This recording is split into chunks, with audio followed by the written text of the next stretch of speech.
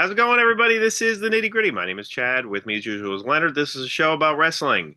And this week, we're going to be reviewing the Royal Rumble. Well, I will be reviewing the Royal Rumble since I'm the one that watched it. Leonard did not watch it. He is protesting the ESPN upgrade, right, Leonard?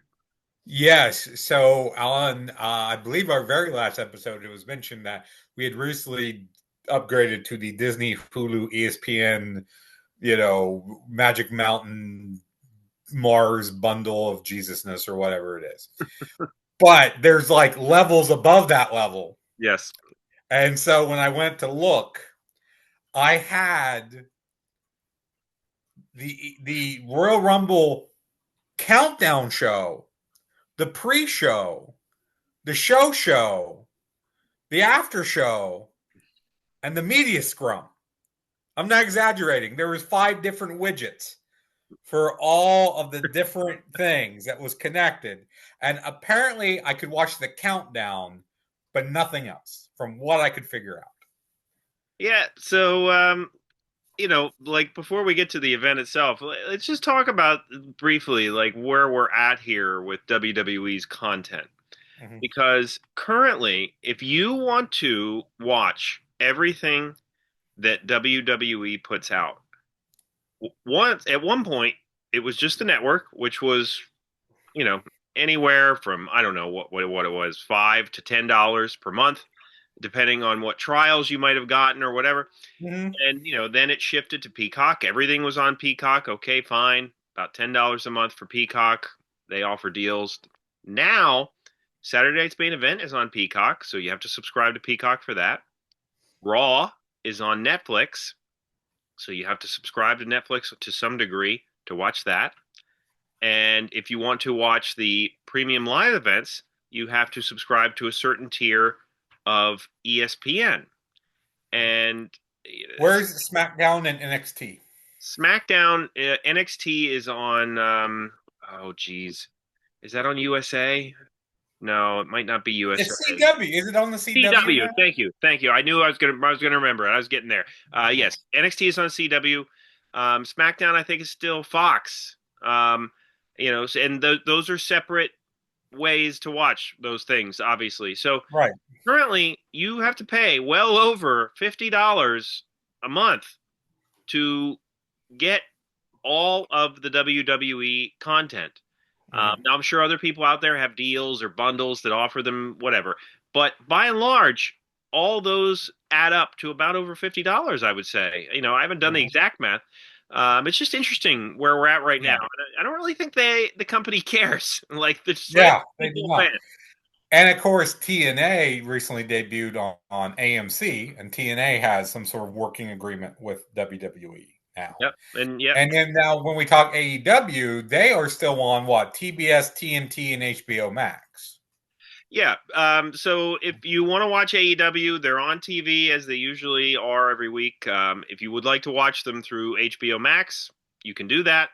You have to subscribe to HBO Max to watch Dynamite or Collision, to watch the replays on there. If you want to watch one of their events, those events do cost money outside of the normal HBO Max subscription price. Mm-hmm. Okay. Now, AEW doesn't do a pay per view every month, so it's a little bit different. But eh, no model is perfect. But it's just in WWE's case, we went from one thing to quite another.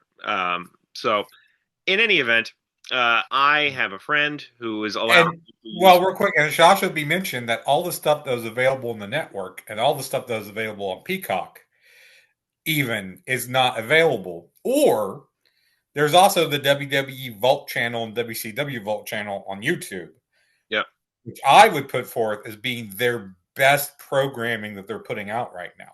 Not just the fact that it's old wrestling, but the way that they're packaging it and presenting it.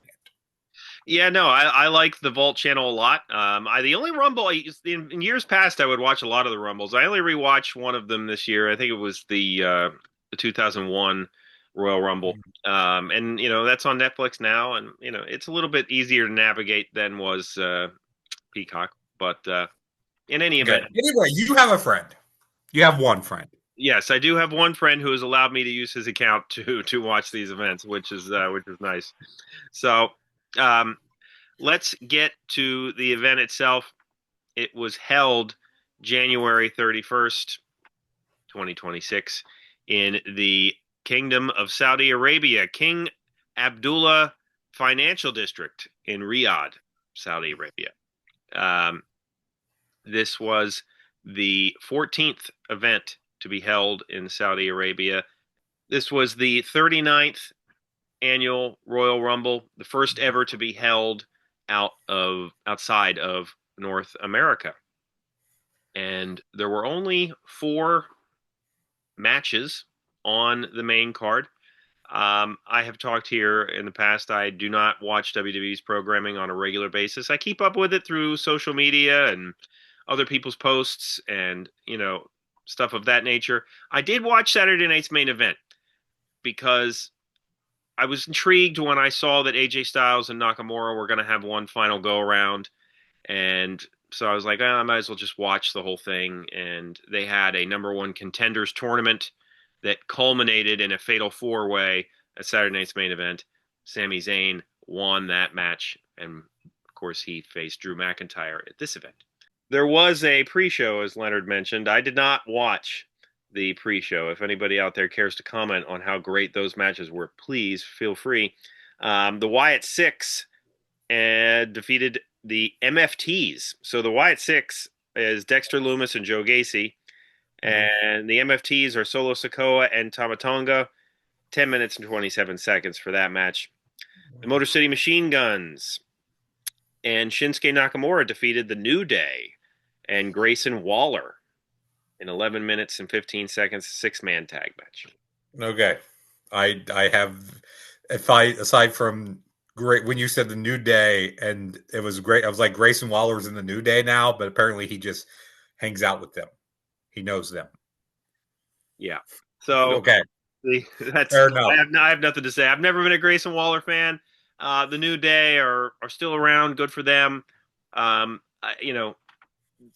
Kofi Kingston and Xavier Woods, very cool that they're staying relevant. I really think that the New Day saga is on one hand, a really great success story, and on the other hand, I think it's actually a sad story because of what happened to Big E. I Yes. think his story is very tragic. I really, Yes. And the fact that they rode the horse that was dead and then rode it another 20 miles. yeah. So the first match was, of course, the Women's Royal Rumble match, which was about 1 hour and 7 minutes. Now, before I get to this, I'll just say, to me, by and large, this was, and we talked about this with friend of the show, Ronnie, through our chat. To me, this was the most predictable Rumble event I've ever seen. I could have, if you had asked me, I could have predicted the winners at least of each match. Now, I wouldn't have been able to predict the final two of the women's match because there was like a surprise person that came out. So like I wouldn't have foreseen that, but like I could have easily predicted each final two.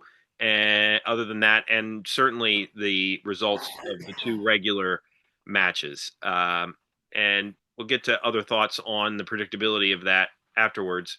But the Women's Royal Rumble match, it reached a point now where I think they were a little bit, it seemed to me anyway, a little bit unsure as to where to go. And you had Charlotte win twice. And last year she won, and it didn't really go the way they wanted it to, I don't think. Fans kind of. It was like when Batista won that time. Like oh, hey, here's the triumphant return. Nope, we don't care. We didn't want that. Right. In my opinion, looking at this, they had a couple choices, and my choice would have been correct. Liv Morgan was the one that won this event. She has been the runner-up twice before. They obviously really like Liv Morgan, and she's very good. Mm-hmm. But I think for a while with the Women's Rumble, they went through like, okay, you haven't won it, we'll have you win it. You haven't won it, we'll have you win it. Ronda Rousey's here. Let's have her win it because it's Ronda Rousey. And now they're at a point where they have a handful of women that are really hot, and I mean hot in terms of their popularity. And then they have a ton of really talented female wrestlers who are just almost carbon copies of each other in terms of how they look, in terms of the way their names come off, in terms of their training. You know, so many of them. I was watching with my kids, and they like, who is that again? I don't know.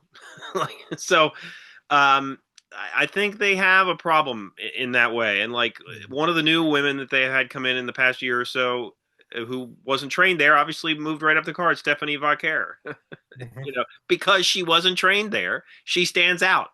And like everybody else, though, like to me, it has a sameness to it. But the Rumble, the women's Rumble itself, it came off to me very sloppy. And like there were many times when I was watching it, Leonard, you'll be able to comment on this in past Rumbles you've seen. I looked at the ring and I was like, there's just like a ton of people just laying there doing nothing. There's too many people in this ring and they're all just laying there waiting Mhm. for the next spot. And it was just like we have nothing for any of these people to do. We're not ready for their eliminations yet, so everybody's just kind of hanging out on the apron. Like, and that was so much more glaring in the women's rumble for this year than it was for the men. The men's was a little bit more spread out, had its own issues, but the women's one was just like not good to me in that way. Well, I think we talked about that last year too, and I think part of the problem is you're to the point, and it's like the same thing with The Simpsons. The Simpsons are written by people who grew up watching The Simpsons. Right, Triple H, quote unquote, grew up watching Pat Patterson book a Rumble. right. So that's the problem. You're copying the copy at this point. Yeah, yeah. And Tiffany Stratton was the surprise. I guess she was injured and she came back. So as soon as I saw her come back, I was like, well, it's either going to be her or Liv Morgan, because there is nobody else. Like Brie Bella came back. Cool to see her. She doesn't do much wrestling. Nikki Bella was also there, of course, but she does stuff every once in a blue moon. Like Brie Bella doesn't really do much at all. I think it was 2022 the last time she made an appearance. The crowd really went crazy for her. Um, and we'll get to the crowd reactions in a bit. Uh, for people that like they grew up watching, like the crowd reacted. If they didn't really know who they were completely dead. So Brie Bella, they had a big reaction for her. She got, in my opinion, she got one of the biggest reactions of the night.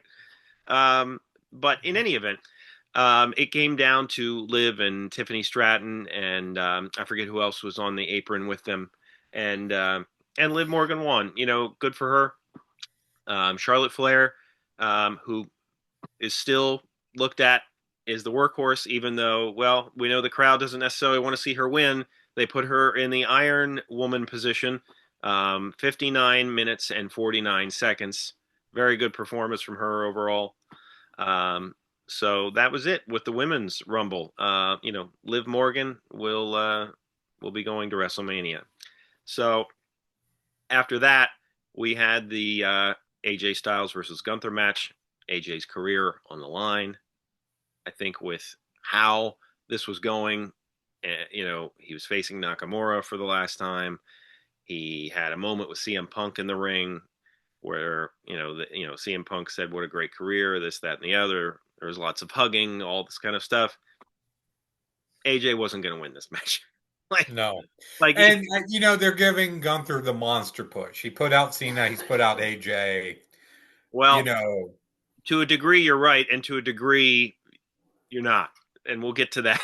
okay, because again, I know nothing about what happened other than I kind of saw the result names, and Right. that's And yeah, so they're giving Gunther this spot, and you know what? I wouldn't be surprised if AJ had a hand in picking Gunther for this spot. Like he was, I think, you know, AJ thought, if I'm gonna have a last match, this is a good guy to have it with.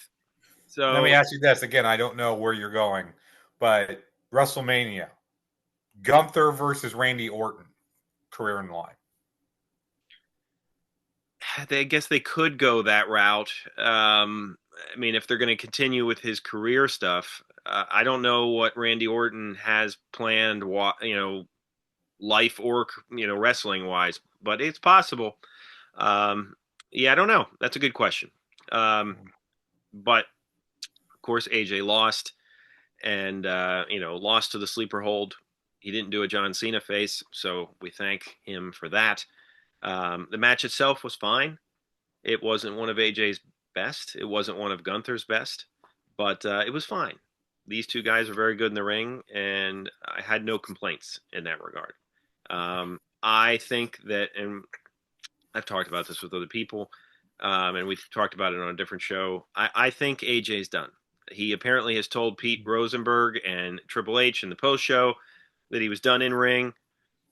Everybody who saw what AJ did after the match. So after the match, Leonard, it was a little bit awkward in that he initially was taking off his gloves and he was going to lay them down. The crowd's chanting for him. No, don't do that.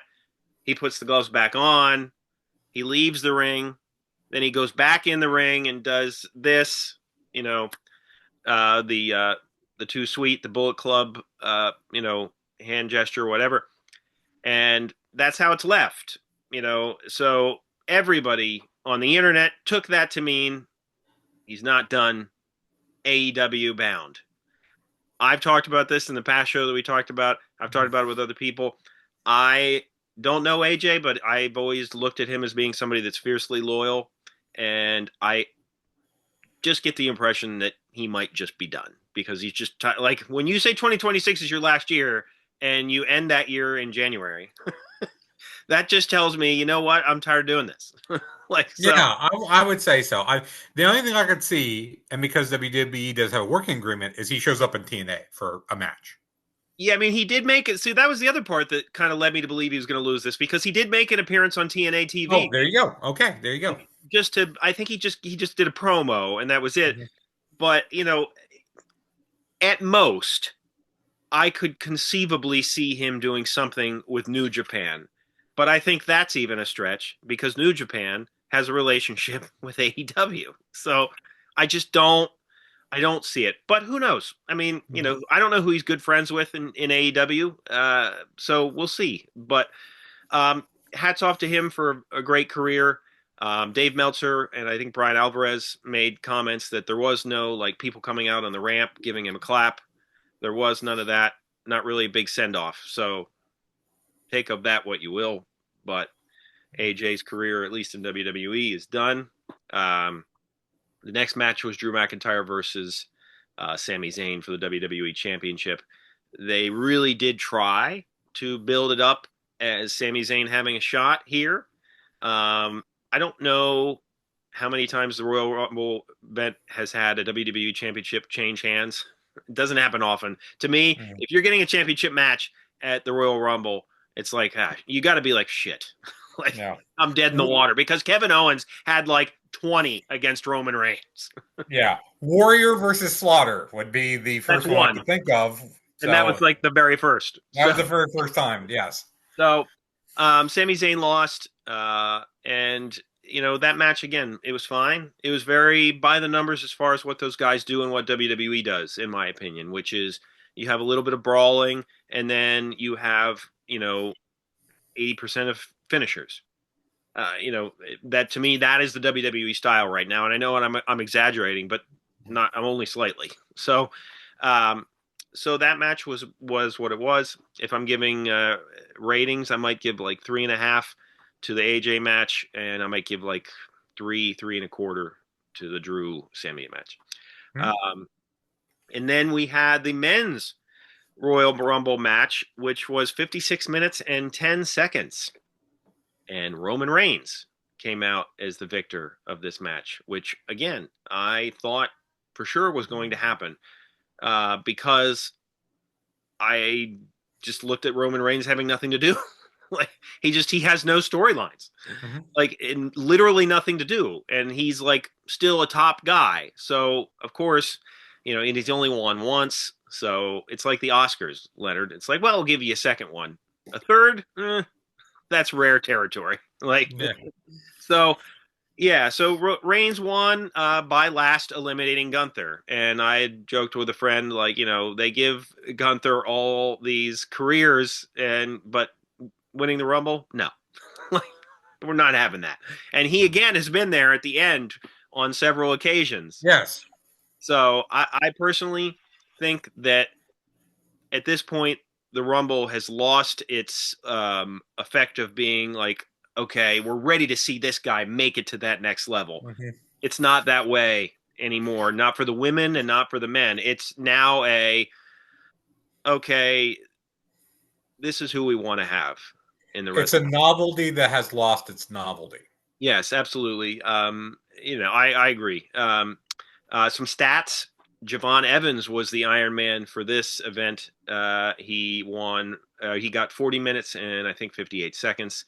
So they're obviously high on him, and they're obviously high on Obafemi, who was the first one in. I guess they had a thing with some guy in a hood attacking Braun Breaker, so Braun Breaker got eliminated like right away. Bushwhacker Luke style, or Bushwhacker Butch style. Right, Butch. Butch, I believe it was Butch. Butch was a tough guy. Luke, I meant Luke. Okay. Anyway, so Obafemi and Roman Reigns tied for most eliminations in the event. They both had 5 each. Roman Reigns now has 41 eliminations total, which is short of only Kane, who has 46. And yeah, so in terms of surprises, the biggest the biggest surprise was probably Powerhouse Hobbs, who is now Royce Keys. He was, of course, in AEW. Everybody knew that he didn't take the AEW deal and that he signed with WWE. It was likely that he was going to debut at the Rumble. And they had his Powerhouse Hobbs name on the graphic, and the walls kind of crashed through, and it revealed his new name, Royce Keys, which I guess is sentimental to him. I think his son is named Royce. His son's name is Royce, and I believe it's his mother's maiden name is Key. Yeah, which is something like that. I saw it the other day. Which is very cool. I do think they did him a little dirty because nobody knew who he was. Because and how nobody thought of this is beyond mind-boggling to me. People in Saudi Arabia don't watch AEW because obviously they don't. Yeah. So okay. Yeah. you have somebody debuting, and you're gonna have him debut, and like literally crickets. Nobody knew who he was, and there was a lot of people like that. The women and the men. If they didn't know who this person was, like for instance, there was a lot of people from AAA who now WWE owns. They came out. Crickets. Why? They don't watch AAA. Yeah. So, if you're gonna do that, you need to have. You know who they went crazy for? Jim Duggan. oh my God! Anybody from the Attitude Era or even early Ruthless Aggression era? Yeah. Well, I said Jim Duggan since he was the very first ever Royal Rumble winner.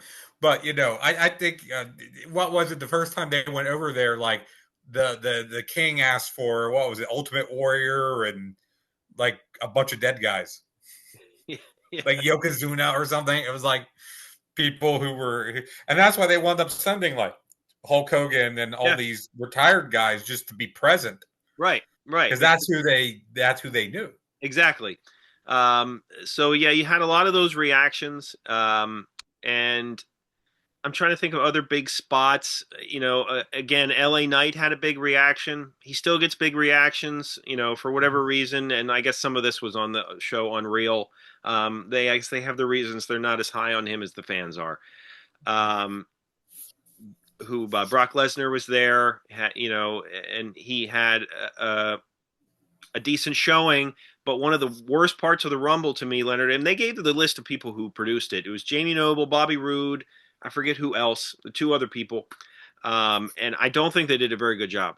And one of the reasons is because when Jey Uso came out, they had an extended thing of him doing his theme song. They're very big on theme songs now in WWE. And if I were in a room with the guy doing the music, I would look at him and I would say, you are too good at your job, because it is now detrimental to the talent because people care more about their theme songs than they do anything they say or do in the ring.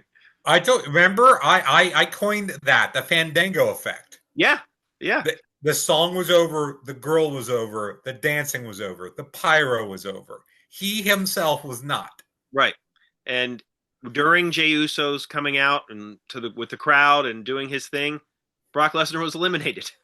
Mhm. And no one noticed because the song was going on. And then they had Jey Uso get back in the ring and they had him redo his song again. They had him turn on the song again, which is just stupid. I'm sorry, but like, come on. I know everybody loves the song. Great, good for you. But like, what are we doing? Like, anyway. And at number 30 was Gunther. No Chris Jericho. Signs everywhere about Chris Jericho, but he's not there. Technically, now as of this recording, this might change based on when I post this. But I looked right after the Rumble, and he is still technically listed as being on the AEW roster. And some people might say, "Oh, who cares?" But from what I've heard through the dirt sheets, AEW is super on top of their shit when it comes to updating their roster. So make of that what you will. I'm sure Chris Jericho will at some point, if he wants his retirement run and the Hall of Fame induction and all that, I'm sure he'll, come back. But like as of Mhm. now, it's not happening. Um, so Mhm. that is kind of it for the Rumble, Leonard. I'm sure you regret missing it. It sounds like it. I mean, it sounds. I mean, we talked with Ronnie, and he's more into just the idea of it. It seems to me, I everything Yeah, sounded boring, I and I used get that. Some people love the Rumble for the Rumble itself. I think you and I are past that. yes. Then you said it correctly. We're past that, and I used to be in the same shoes as Ronnie, where I was like so excited to watch the Rumble. It's the Rumble. It's a lot of fun because my kids want to watch it. Even my wife will sit in the room and watch it while the Rumble is on. And after year and year and year of disappointment, of like WTF moments, why are they having this person win? Why aren't they pushing this obvious person over here? It just lost that feeling for me. Mhm. And, in this case, you have Roman Reigns, who's now challenged CM Punk for the world title. To me, that makes so little sense.